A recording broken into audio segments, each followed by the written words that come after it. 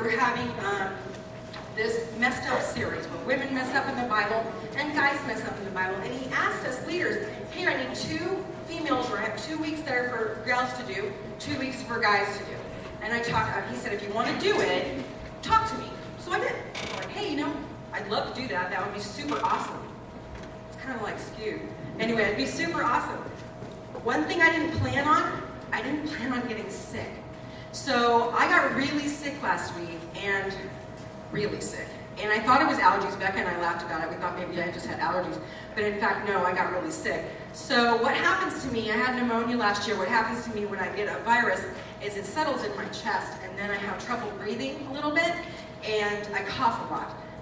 So, in order to make sure that doesn't happen, I have an extra bottle of water. I have Kleenex in case I sneeze, because that's really gross. And then I have cherry cough drops I don't love very much, and I have a few little honey ones that I love very, very much. So hopefully, this will go off without a hitch, and I won't cough and cough and cough and cough until I gag, because that's kind of what I do. Anyway, all that to say, how many of you guys know who I am? Not everybody. My name's Wendy Jackson. I'm 51 years old. I actually work here at the church. I'm Pastor Mike's executive assistant, which just means I help him with stuff. I help Isaac a little bit, I help Jordan a little bit, kind of help whoever needs help. That's kind of my job, is to help whoever needs help. One thing that most people don't know about me, because I'm not super vocal about it, because I'm super embarrassed about it, is I am impatient. I am so ridiculously impatient, it's embarrassing. One quick little story to explain just how impatient I am involves Steve over there. Well, actually, both of them involve Steve. The first one involves Steve, just Steve and me. We were dating, and we had decided to he's laughing already. We had decided to get married. Steve, wave your hand so they know you're okay. That's Steve, my husband right there. Megan and Josh's dad. Okay, we knew we were dating, right? And we knew we were going to get married. And so, me being the really picky 20-year-old girl that I was, I wanted a specific ring, right? So we went to the jewelry store and I picked out a ring, and then he started paying on it because you can't take a piece of jewelry out of the store without paying for it, right? Paying on it a little bit. And so I knew that, it was March-ish, towards April, I think, and I knew that it was getting close. I knew that he'd put enough money down to get the ring. And so one Friday night, we were going to the movies or something. I remember it like it was yesterday. I knew it was that night for some reason. Could I wait? Oh, no. Was I the good girlfriend and I sit in the front seat with my hands in my lap, really nice? No, I dove in the back of the car and dug through all the stuff to try and find the ring. I dug through like gym bags and all kinds of stuff to try and find the box that held my engagement ring. He's nodding his head. Yes, you did. I have no idea what Steve's plan was to give me my engagement ring. I don't know if it was some epic, amazing thing. I don't know if it was just going to be something simple and really sweet. Whatever it was, I ruined it because I was impatient. Completely ruined it, right? Now, there's something else. Earlier this week, when I was going through my message, kind of like looking to see how it was flowing and stuff, and writing it and rewriting it a million times, I felt like that it wasn't that many. The intro just didn't work for me. I just didn't like it. So I was talking to Steve about it, and I'm like, it's just not flowing right. But I have this idea, and I want to run it by you. Kind of gives me the look like, oh, great, you're just going to run something by me. I said, that story, the one, the Hallmark store story? Think that would work? Think I could tell that story? He looks at me, no joke. Are you sure you want people to know what you did? I'm like, well, no, I don't really want them to know what I did, but it really works because it's a story about being impatient. And so, and doing something else after you're impatient. And so, he said, yeah, go ahead, I can't even imagine what he probably thought. Yeah, go ahead, share. We'll see what they think of you after that. But, so this is the story. This is the Hallmark story. There are 3 people in this room that know the story. Steve, Megan, and Josh, because they were there. So how it worked was, my parents would buy Hallmark ornaments. These are the Christmas ornaments you could only get from a Hallmark store. And there's like this little catalog that comes out. And anyway, they would circle the ones they wanted and stuff. For some reason, that particular year, my parents weren't going to buy them. And so we didn't want the kids to feel slighted or anything, so we thought, well, we'll go to the Hallmark store and we'll buy the Christmas ornaments. It can't be that bad, right? So we go to the Galleria. Megan's like in 5th grade, so that puts Josh like 2nd grade. So they're little, right? And we go to the Hallmark store. We pick them out. They knew already what they wanted. Megan wanted one from American Girl. Josh wanted like some Hot Wheels one. I think Steve got like a Star Wars one. I don't even know what I picked out. Doesn't really matter because the story is not very good. So we get up to the register, right? They ring it up. Okay, that'll be $88. And I think to myself, for plastic. Okay, cool. I have to totally like rein it in and not freak out that we're going to pay this much money for Christmas ornaments. So we pay for them, and we get home, and the kids are doing something else. Steve and I are somewhere else, and I say to them, I said, that was a lot of money. Yeah, that was a lot of money. We could pay a bill with that. We could buy groceries with that. We could do whatever with that. Okay, let's return them. Awesome. So I go look at my receipt, because a lot of times receipts have the return policy on them, because different stores want you to do different things when you return stuff. So I look at my receipt, it says nothing, but there's a phone number on it. So I call the Hallmark store and I talk to this gal, her name is Mary Ann. Never forget that, because just wait. Me and Mary Ann go way back. Anyway, she probably would never forget me. Anyhow, so I call and I say, so I want to return these ornaments I just paid. I didn't say that I just paid too much money for them. I thought that, but I didn't say it. I said, I need to make a return in your store. She asked me, okay, did you pay credit card? Did you pay with cash? Or did you write a check? Well, we had written a check. She said, well, our policy for check writing is you have to wait 7 days for the check to clear your bank. All I heard was, check needs to clear the bank. I didn't really hear the 7-day part. I didn't really care about that. Thought, well, right, 7 days. It'll clear the bank way sooner than that. So I hang up the phone, I'm very nice to her, very kind to her, everything's just great. And every day, because I don't know if we had internet, but not like internet now. So every day, I call the bank to automate, hear the automated, this check is cleared, this check is cleared, this check is cleared, right? And on the 6th day, the check cleared. Mind you, she told me 7 days. She didn't say you can come in on the 6th day. She said 7 days. So I thought to myself, I wonder if I can weasel the money out of them sooner. Because I wanted that money. And it's not like we had anything planned for it. I was just really irritated that they cost so much money. It's my own fault. We paid for them. It was not their fault that the ornaments cost what they cost. So the morning, Steve used to work for Crystal Milk, and so he had Tuesday or Wednesday, Thursday off. He didn't have regular weekends, so it was his Saturday, but it was actually Wednesday.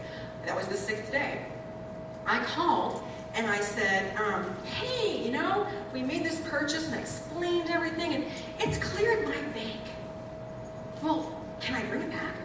And Mary Ann so kindly said, I guess so. I guess that would be all right. So I went and I told Steve, hey, we can take him back. And I remember him kind of looking at me like, okay, sure. Not wanting to ruffle my feathers or anything. So we piled the kids in the car, and we go back up to the gallery. All the while, all the way up there, right? My stomach's starting to feel kind of weird. And I'm starting to get sweaty palms. Because I know what a return policy means. A return policy means it's this and it's this. It's 7 days, so your check clears. It's not 6 days when your check cleared. It's 7. So we get up there and I'm getting really nervous, and it's upstairs. We go, oh my gosh, this makes me nervous. Anyway, so we go up there and we all go in. I got my little bag, and I walk in, I make my way up to the register. So I stand there and I need to make a return. And it was the assistant manager who was standing there behind the register, not this Mary Ann person, this assistant manager, right? And I'm so super impatient, I gotta get my money right now. I couldn't wait an extra 12 hours, but whatever, that's how it went down. So I go up there and put the ornaments on the thing. Megan's down here, she's all cute. Josh's over here, they're kind of cute. They're being all cute kids, and Steve's kind of behind me going, oh no, but we'll just see. And so Marissa's laughing, she's like, yeah. So she says, no, ma'am, I'm so sorry. It hasn't been 7 days. You cannot return. She's very kind. You can't return these, you have to wait till tomorrow. Oh, well, I had it all in my head that it was probably gonna go squirrely. I just knew because I was impatient it was going to go squirrely. I had a plan. I was going to blame the chick I talked to on the phone. I'm like, awesome. I'm going to blame that lady who told me I could. So I proceed to blame Marianne for making me drive all the way to the Galleria with my children and making them so sad, and on and on and on and on. And I got more angry and more frustrated, and so my face got a little stern, and Steve got really scared, and he took the kids out of the store because he was afraid that the mall cops were going to come get me. And he didn't want Josh and Megan to see their mom dragged away by a mall cop over these stupid Christmas ornaments, right? So I argued with this woman, blaming Marianne for like 10 minutes. Steve and Josh are sitting, Steve, Josh, and Megan are sitting out on the little benches by the escalator, and I walk out with my ornaments because they wouldn't return them because it's the policy, right? Because that's how it goes. And that's the thing when you play the blame game. When you make a mistake and you try and blame somebody else, that's the fill in the blank on your outline, the blame game never works. I'm sorry, you might think it works. You might have the most elaborate scheme to make it work. It's not going to work. Believe me, I've tried it a million times. Now, tonight we're starting a new series, about people who mess up in the Bible. The first 2 weeks are gals who mess up. I have this week and I have next week, and then we have the guys who mess up in the Bible. We're going to visit a lady who's impatient, a lot like me. Wasn't over Christmas ornaments though. But she was impatient, and she did a little blaming of her own. So I'm going to pray really quick, and then we are going to dive into Genesis. God, I thank you so much for this opportunity to speak to students for illness that was difficult, and all the things that went along with that. I thank you for this place, for this church, just for the opportunity to do your kingdom work.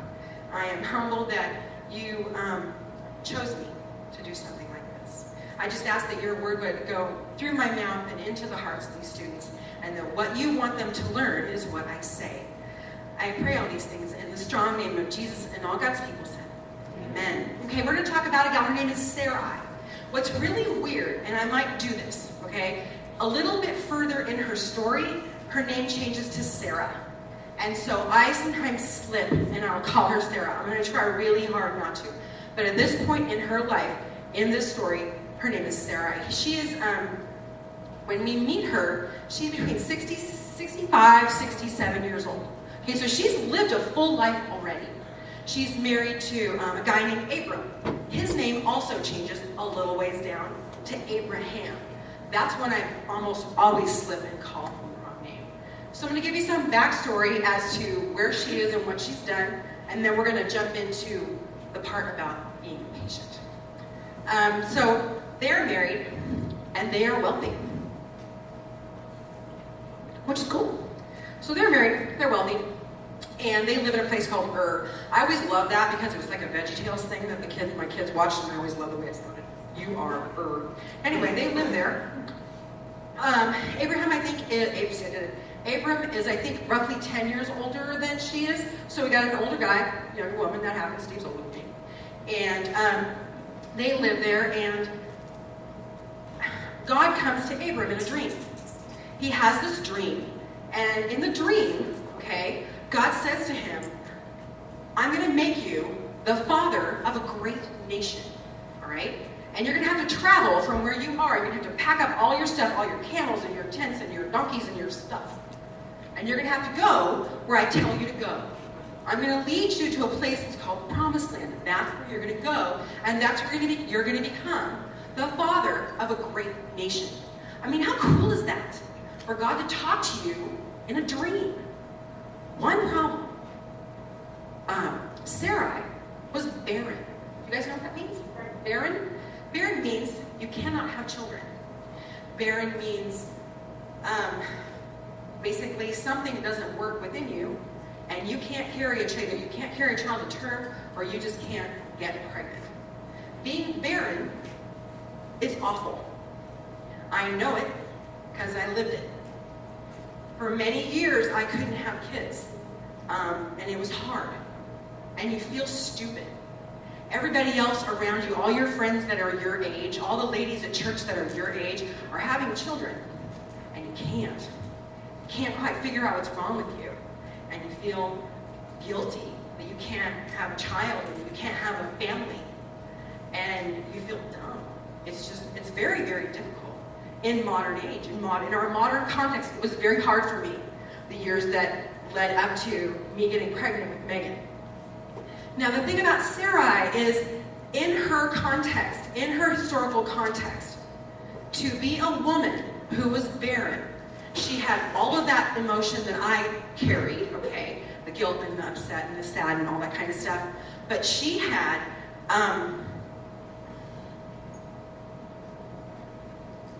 a feeling of failure.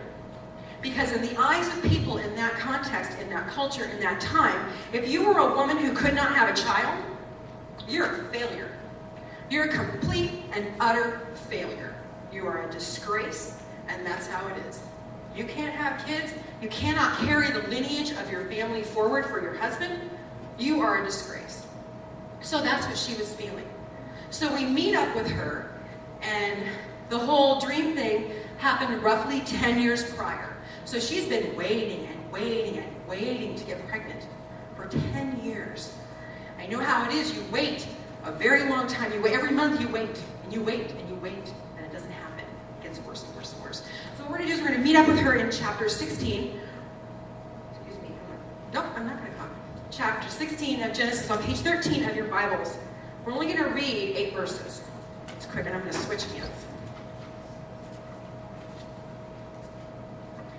All right, so we know that she can't have kids, and that plays something is very, very important to the part of her being impatient and her playing the blame game, okay? Chapter 16, verse 1. Now Sarai, Abram's wife, had borne him no children, right, because she's barren. She had a female Egyptian servant, his name was Hagar.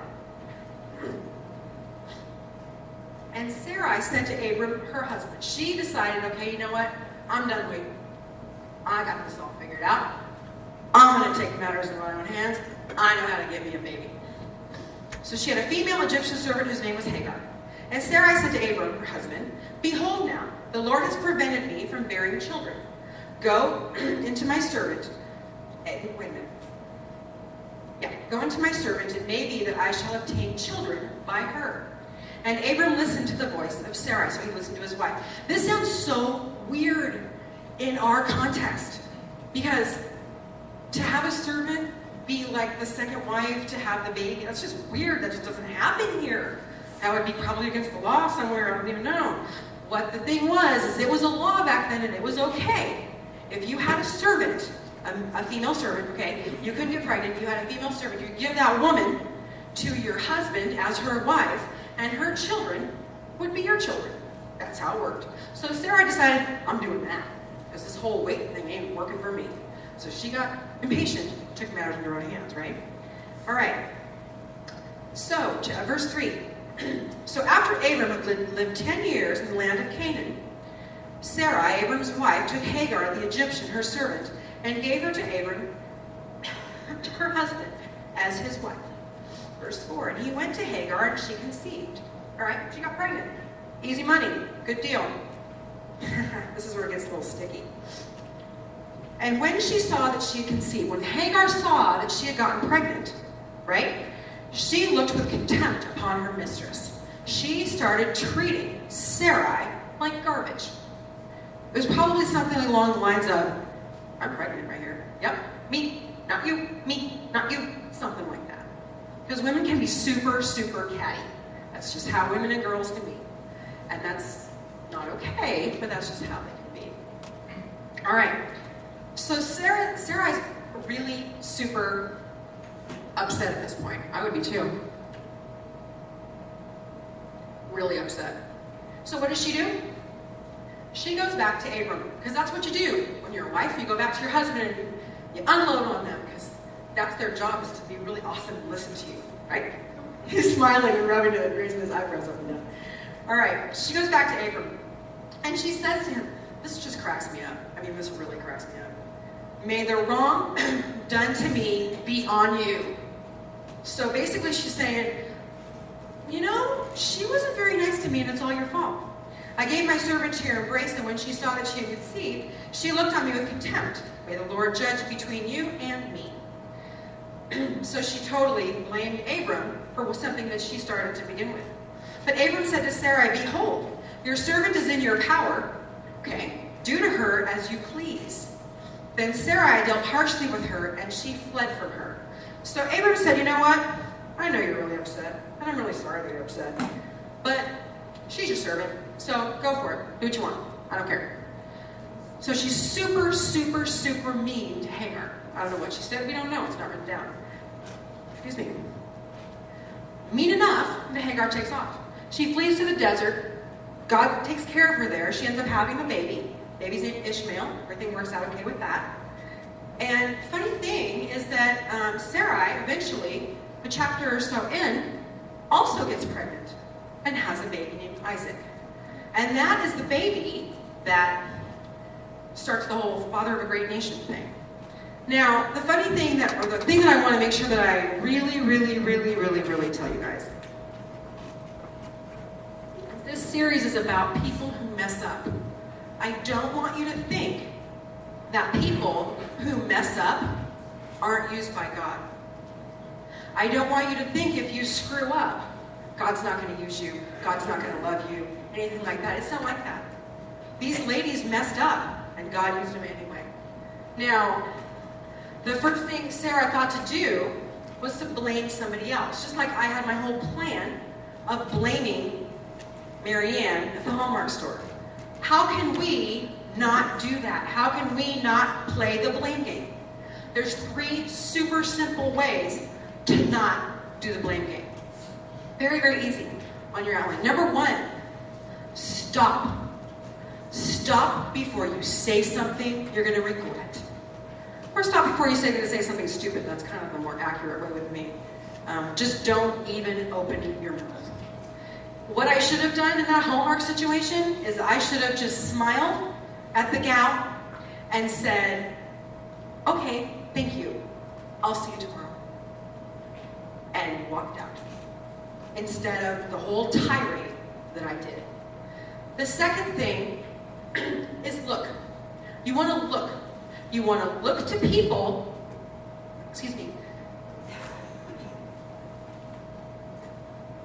who are wiser than you. Okay? And that's not your best friend. And that's not your best friend's best friend either. Or your dog. That's your mom, or your dad, grandparents, aunts and uncles, adult leaders here, Isaac, Jordan, Pastor Mike, Josh. Yeah, because Josh can be wise too. Yeah, he is a very wise young man.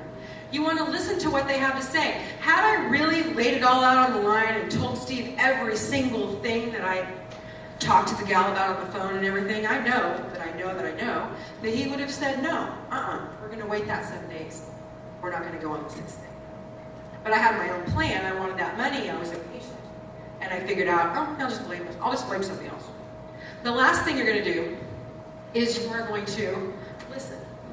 You're going to listen to what the Bible says about blaming people for stuff you've done wrong. I would challenge every single person in this room, if you think you know better, to find a verse for me in the Bible that says it's totally okay for you to blame somebody else when you screwed up. If you can find that, I'll buy you like a candy bar or something. Because you're not going to find one. It's not going to exist. It's not really a thing. It's not a thing at all. The thing is that's not how God works. In the book of Galatians, the Apostle Paul says, and this is your memory verse, and I love this so much. We are each responsible for our own conduct. That's how it is. We're responsible for what we do. We don't get to blame other people for our screw-ups. It doesn't work that way. You can't do that. We do it anyway. That's what we do. We're human, and we want to blame other people so we don't look dumb. I do it. I hate to say that I do it. I hate to admit that I do it. I even do it now. I mean, not right now in this moment, but right now. So what I want you guys to remember, your thought for the week this week, I want you to, when you come across a time this week, and it might happen, and it might not, but there's a really good chance it's going to happen, because it does happen to us all the time. When you run into a situation, okay, when you want to blame somebody, stop, look, and listen. Don't do it. I challenge you not to blame someone for something that you've done wrong. The band, Jordan, are you guys going to go ahead and play? Or no? Yeah? Because it's late, so I didn't know. So I'd like the band to come up. I'm going to pray really quick. There's prayer cards and Q&A cards over there. Go ahead and fill those out during the song. I would ask, though, that you're quiet when you do it. That you don't stand in large masses of people and make large noises. That just you are conscious of other people and other people's space. So I'm going to pray really fast. God, thank you so much for having so much grace with us, for showing us in the Bible that, okay, other people make the same mistakes that we do. And I just thank you for that. It helps me to not feel like such a loser all the time. But anyway, I thank you for this opportunity to speak. I thank you for all these students. And I just ask you to get us home safely and all that good stuff. In Jesus' name, amen.